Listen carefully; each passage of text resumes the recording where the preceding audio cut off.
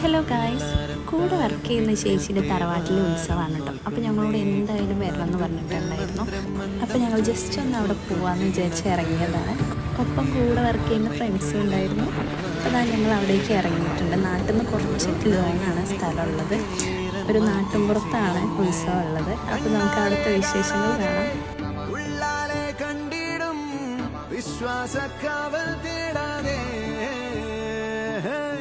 നാരായത്തുഞ്ചത്തെ നേരേതോ പൊയ്യേതോ ഏതേതും ഓർക്കാതെ നീ നിന്നെ തന്നെ നിന്നെ തന്നെ.